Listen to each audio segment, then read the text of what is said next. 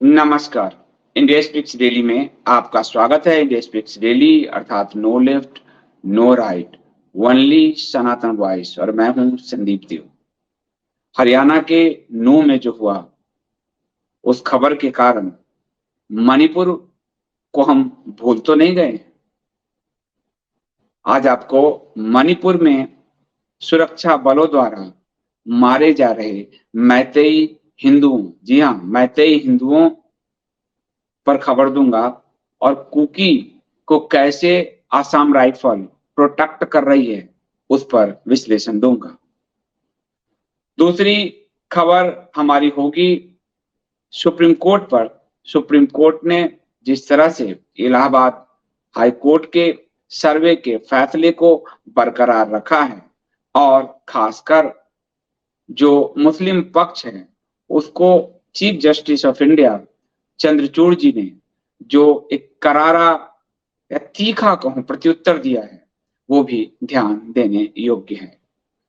तीसरी खबर आपको ले चलूंगा मैं कि जम्मू कश्मीर में आतंकवादियों के हमले हुए हैं और सर्च ऑपरेशन जारी है।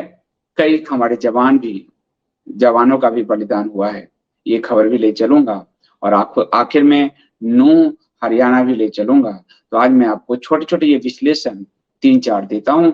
आप वीडियो को लाइक कर लीजिए। लाइक जरूरी है, क्योंकि अगर आप लाइक करेंगे तो आपको एल्गोरिदम जो है, खासकर एल्गोरिदम जो यूट्यूब का है, वो आपको वीडियो सजेस्ट करेगा और आप इंडिया स्पीक्स डेली के वीडियो को लगातार देख सकेंगे। कमेंट कीजिए। ज्वाइन बटन के जरिए आप चैनल को बचाए रखिए। 100 रुपीज पर मंथ का सब्सक्रिप्शन जरूर भरिए। कंटेंट का छोटा सा मूल्य जरूर चुकाइए। आप मूल्य चुकाते हैं इसलिए आपको बिल्कुल ही वस्तुनिष्ठ पत्रकारिता मिलती है। जहां मूल्य नहीं चुकाया जाता वहां जो है स्पॉन्सरशिप वाली पत्रकारिता मिलती है, जो काफी डाइल्यूटेड होती है। तो आपके स्क्रीन पर डिस्क्रिप्शन में और पिन कमेंट में डिटेल है। हाँ, यदि आपको इंडिया स्पीक्स डेली की पत्रकारिता पसंद ना हो तो बिल्कुल मत चुकाइए। तो मैं लौटता हूं प्रोमो के बाद, तब तक आप इसे शेयर कीजिए।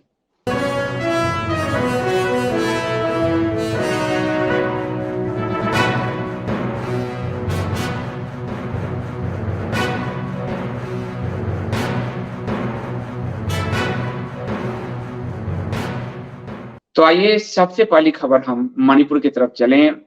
मणिपुर में पिछले 24 घंटे में सुरक्षा बल मैतेई हिंदुओं पर कहर बरपा रहे हैं। कहने को झड़प हो रही है, पर वास्तव में जब 2-3 खबरों को आप जोड़कर देखेंगे तो आपको कुकियों का प्रोटेक्शन और मैतेइयों के साथ झड़प आपको दिखेगा।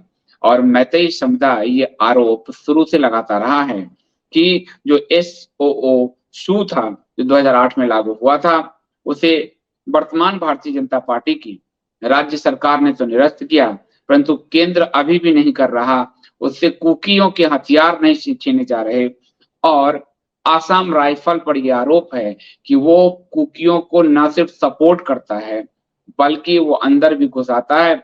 चिन कुकी जो वर्मा से हैं, और आसाम राइफल आप देखेंगे कि कुकी महिलाएं आसाम राइफल के को कह रही आप मत जाइए, यानी आसाम राइफल कुकियों के प्रोटेक्शन की तरह काम कर रही है। और आरोप है कि आसाम राइफल के कई भ्रष्ट अधिकारी जवानों को हर तरह की चीज सप्लाई की जाती है। हर तरह की चीज मतलब हर तरह की चीज सप्लाई की जाती है कुकियों के द्वारा, जिसके कारण आसाम राइफल कुकियों को, कुकी जो क्रिश्चियन है, उनको पूरा प्रोटेक्शन देती है। यह आरोप है। इस पर आपने किसी का वितंडा अभी तक नहीं देखा होगा। ये हुआ है टेरखोंग, सांगवी, कांगवे और थोरबुंग में। और यह पूरा एक बफर जोन है कि अपने ही प्रदेश मणिपुर में कुकी और मैतेई का बफर जोन बनाया गया है कि कुकी तो आ सकते हैं मैतेई इलाके में जमीन आदि खरीदने, मैतेई नहीं जा सकते उनके इलाके में जमीन आदि खरीदने। मैतेई मूल हिंदू, मूल भारतीय हिंदुस्तानी हैं। कुकी, चिन कुकी ये जो बर्मा म्यांमार से आए हुए हैं और जो क्रिश्चियन है, ईसाई हो चुके हैं। तो इतना बड़ा विभेद आप देख रहे हैं। मृतकों की पहचान जो हुई है उसमें नाम है युमनम जितेन मैतेई, वो 46 साल के थे। युमनम पिशाक मैतेई, वो 67 साल के थे। और युमनम प्रेम कुमार मैतेई, वो मात्र 39 साल के थे। और ये सभी क्वाक्टा लामहाई क्षेत्र में रहने वाले थे। ये पूरे इलाके में तनाव बढ़ा हुआ है।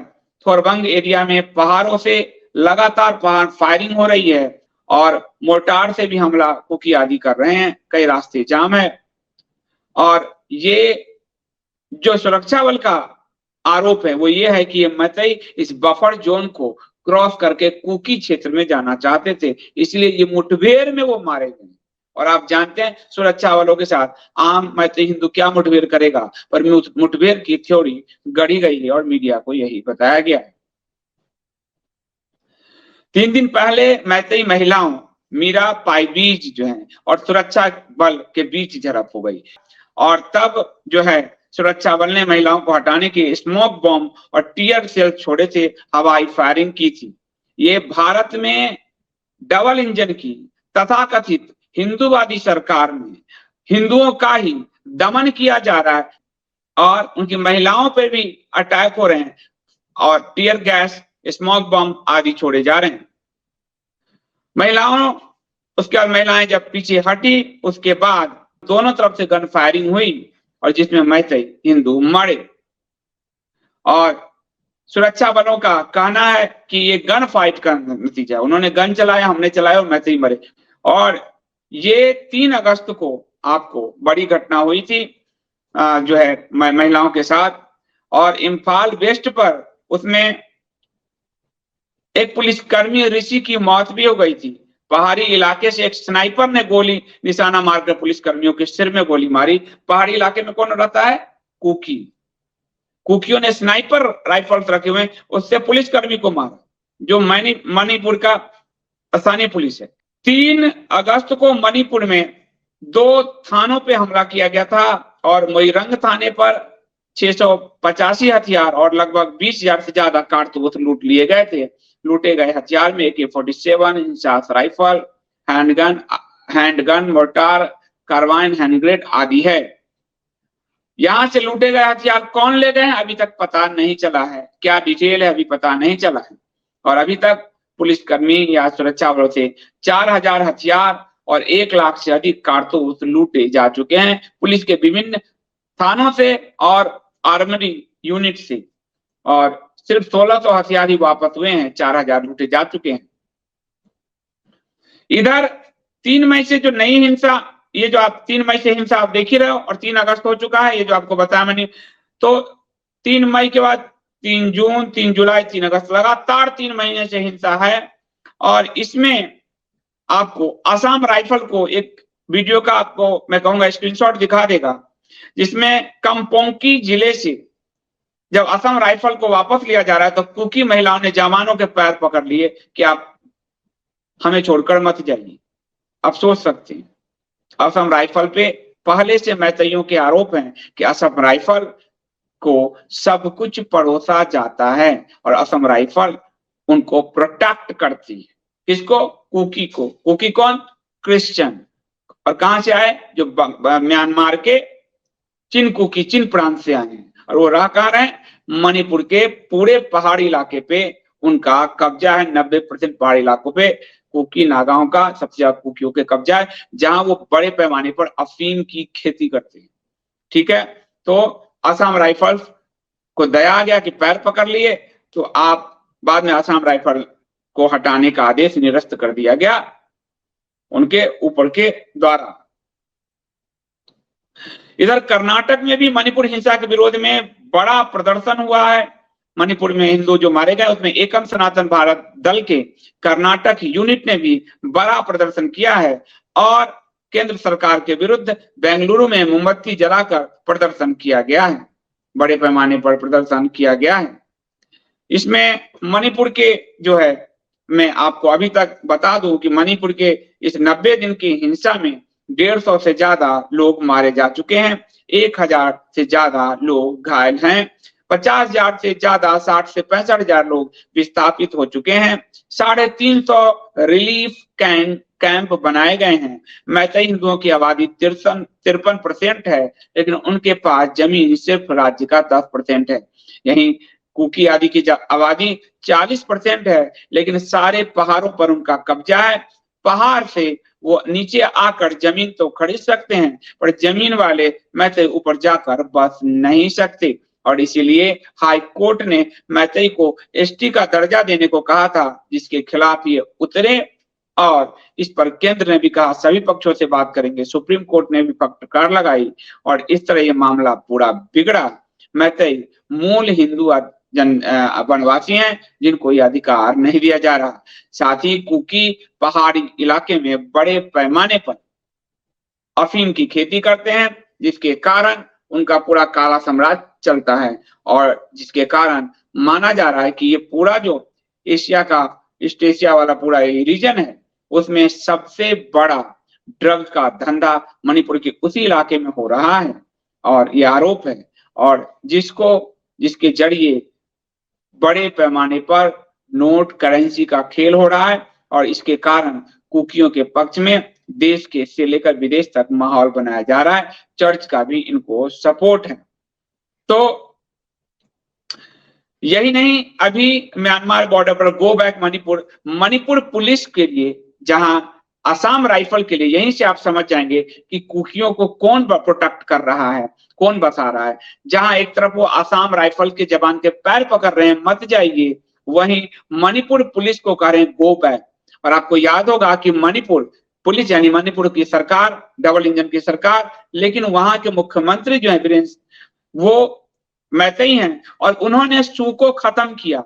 उन पर कार्रवाई करने के लिए कुकियों के ड्रग पे बड़े पैमाने पर, लेकिन केंद्र सरकार उनको अपनी ही पासमानदावादी 56 इंच की सरकार से मदद नहीं मिली है, और केंद्र सू को नहीं खत्म किया है। ये सू कुकी स्टेट गवर्नमेंट और केंद्र के बीच है।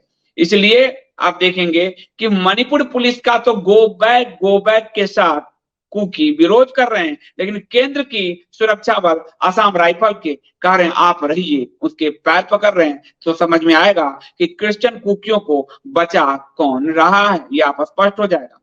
ये जो आपको बताऊं कि मोरेह में जो मोरे इलाका है, उसमें कुकी की भीड़ ने अफसरों पे पेट्रोल बम फेंका, महिलाओं ने रास्ता रोका। महिलाओं का इस्तेमाल ये शुरू से करते रहे हैं, और अभी असम राइफल को रोकने के लिए भी महिलाओं का इस्तेमाल हुआ, और मणिपुर पुलिस को पीछे खदेड़ने के लिए भी महिलाओं का इस्तेमाल हुआ। और उस जो नग्न 2 महिलाएं थी, जिसका वीडियो महीनों पहले शूट इन्होंने किया था, उसका भी इन्होंने इस्तेमाल किया महीनों बाद जारी करके। तो ये इस तरह की मेंटेलिटी के साथ वॉर कर रहे हैं, और उसमें केंद्र की जो सुरक्षा एजेंसी है असम राइफल, उसका आरोप है कि वो पूरा सहयोग कर रहा है।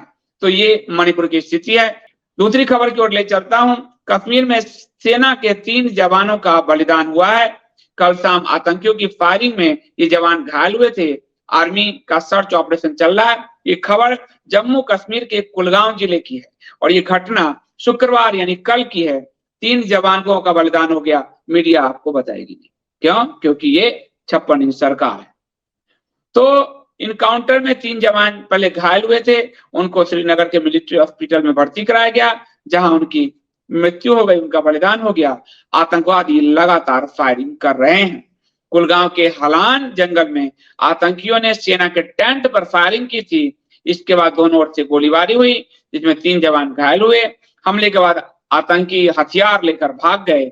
आतंकियों को पकड़ने के लिए इलाके में तलाशी अभियान चलाया गया।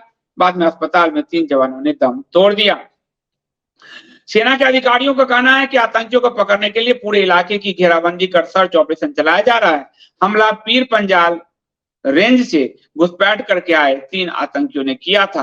तो आतंकियों के घुसपैठ अब भी जारी है, और आरटीआई की सूचना के मुताबिक मोदी सरकार में जवानों का बलिदान ज्यादा हुआ है। एक आरटीआई की सूचना 2020 तक की वो सूचना है, और अभी आप देख ही रहे हैं, पिछले दिनों इफ्तार में चले गए हमारे सैनिकों का बलिदान हुआ, और अब कल आतंकवादियों से मुठभेड़ में। तो पीर पंजाल रेंज से घुसपैठ करके 3 आतंकी आए थे, और उनको ड्रोन आदि भी लगाया गया है।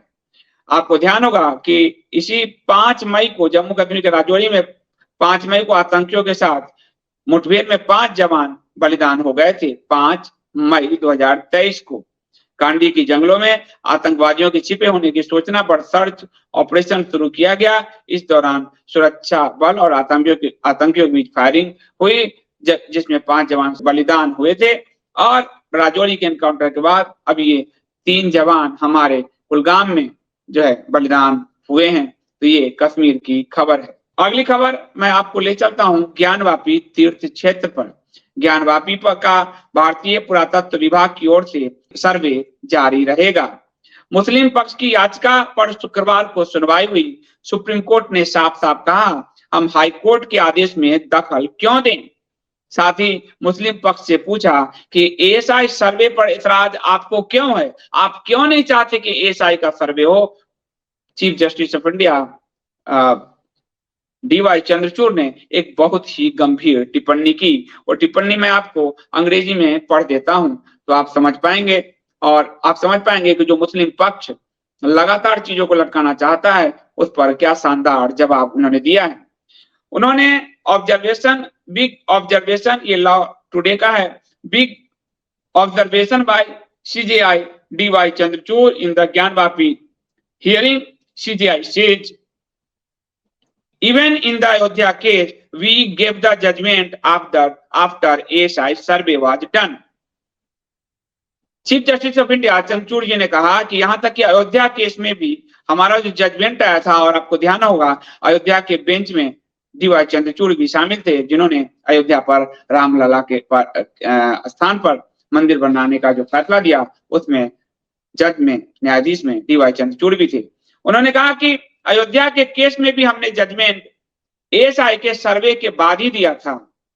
फॉर यू द सूट में बी फ्रिवलस, यानी कि आपके लिए ये जो सूट है एक छोटी सी बात है, एक तुच्छ सी बात है, लेकिन अदर साइड यानी हिंदू पक्ष की ओर यह उनके may be a matter of faith, ये उनके आस्था का मैटर है, इसलिए उनकी आस्था का मैटर है, इसलिए ये सर्वे होगा। ये जो चीफ जस्टिस ऑफ इंडिया ने कहा, मैं चीफ जस्टिस ऑफ इंडिया की कई बार आलोचना भी करता हूं, लेकिन आज मैं उनकी प्रशंसा करूंगा।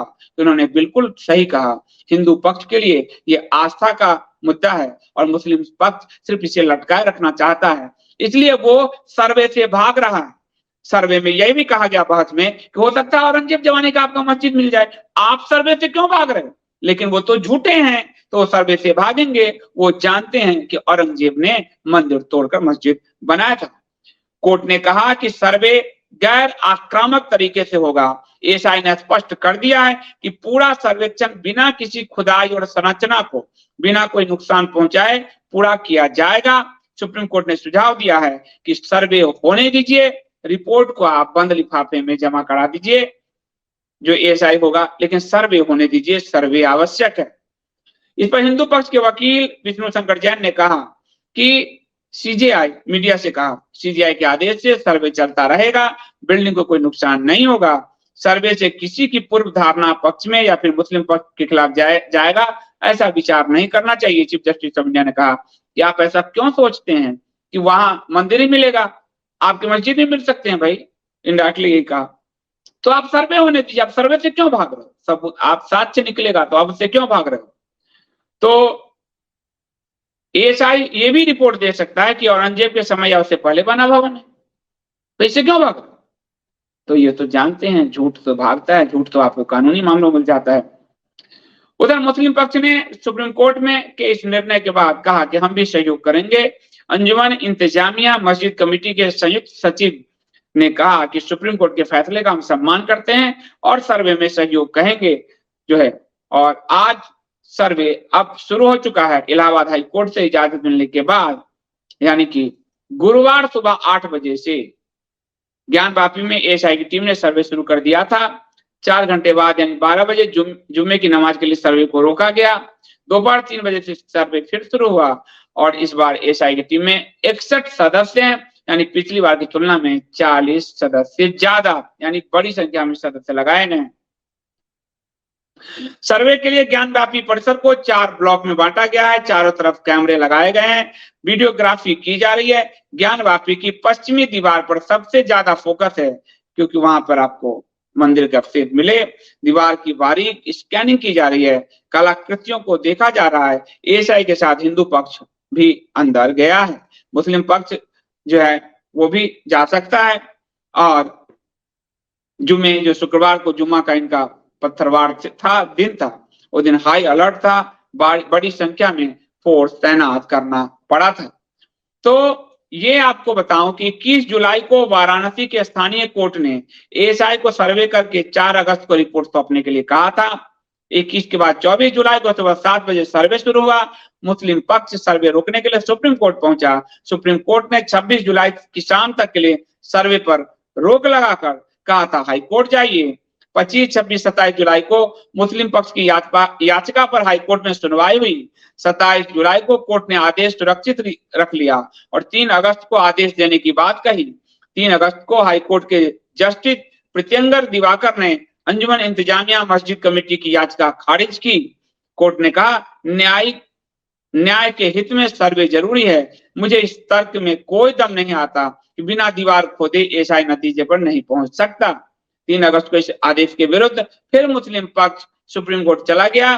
4 अगस्त को मुस्लिम पक्ष की अपील जो है सुप्रीम कोर्ट द्वारा खारिज कर दी गई।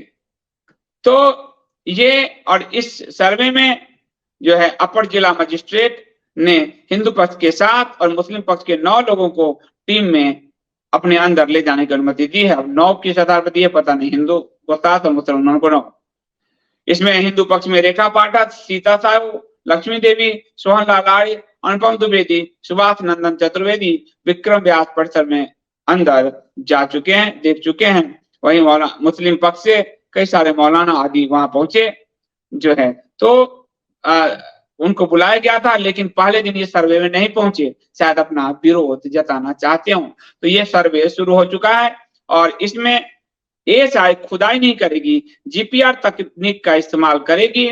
और इसमें जो है आपको जीपीआर तकनीक से पूरी जो शिवलिंग की आयु, आकार, गहराई, इस सब का पता चल पाएगा। जीपीआर मतलब है ग्राउंड पेनिट्रेटिंग रडार, और इससे बहुत कुछ पता चल पाएगा। तो ये एक बहुत अच्छी खबर है और मैं chief justice of India CJI Chandrachud ji को इस बयान के लिए बहुत बहुत धन्यवाद देता हूं। जो बयान उन्होंने दिया वो बयान मैं पुनः आपको पढ़कर सुनाता हूं कि even in the Ayodhya case we have the judgment after the ASI survey was done for you the suit may be favourless मतलब छोटी सी बात है आपके लिए सूट जो आप डाल रहे हो। For the other side it may be a matter of faith, और दूसरी तरफ जो हिंदू बच्चे उसके लिए ये विश्वास का मैटर है। तो ये एक अच्छा, और इसलिए मैं चीफ जस्टिस ऑफ इंडिया का इस मामले में उनको धन्यवाद सैल्यूट करता हूं। ये मेरी निष्पक्षता की आपको गारंटी लगेगी। जहां जो गलत है उसे गलत कहता हूं, जहां जो सही है उसे मैं सही कहता हूं। अब मैं आखिरी खबर आपको हरियाणा ले चलूंगा, और हरियाणा में जो हुआ वो कितना भयानक था, इस बात से ये समझिएगा कि हरियाणा में अस्पताल के अंदर भी जिहादियों ने हमला कर दिया।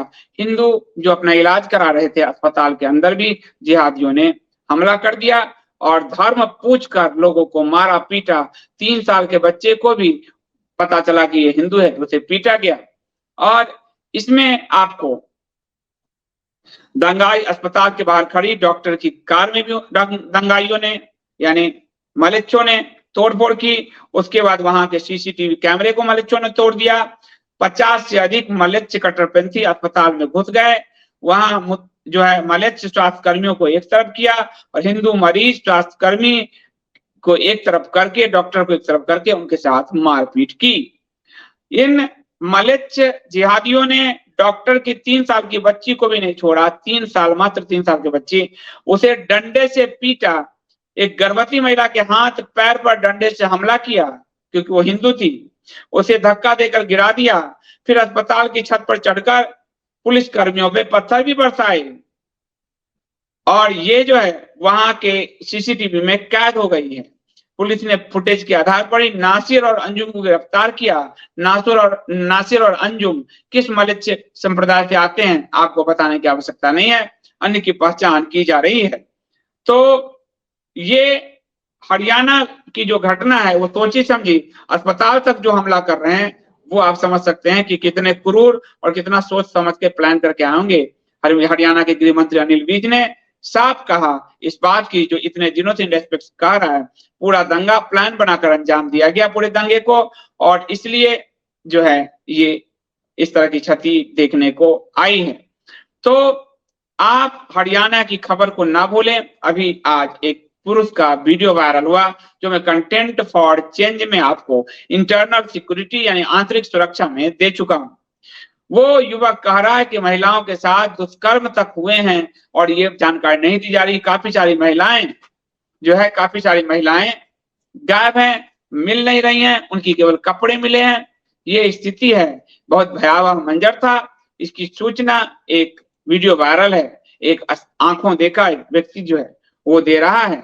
लेकिन बात ये है क्योंकि हिंदुओं के साथ बड़े पैमाने पर अत्याचार हुआ है और वो जो अस्पताल में इलाज कराने जा रहे हैं उन्हें अस्पताल भी नहीं जाने दिया जा रहा है।